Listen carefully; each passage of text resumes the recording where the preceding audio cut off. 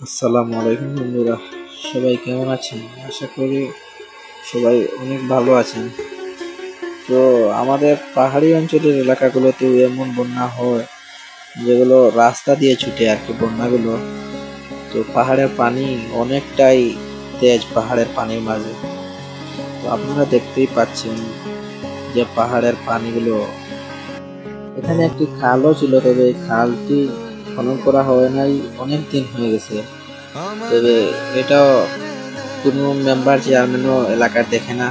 তো এই জন্য গ্রামটা বেয়ে পুরা গ্রামে রাস্তা ঘাট বন্ধ করে পানিগুলো আসতেছে। এরপর রাস্তাঘাট কাঁচা পাকা করা নেই, রাস্তাঘাটগুলোতে একটু বৃষ্টি দেওয়ার পর অনেকটাই কাদা হয়ে যায়। কাদার কারণে লোকের চলতে ফিরতে অনেকই কষ্ট হয়।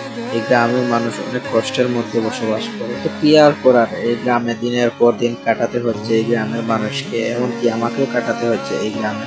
এই গ্রামের একজন লোক হিসেবে আমি এটা ভিডিও করে ছাড়তে বাধ্য হলাম।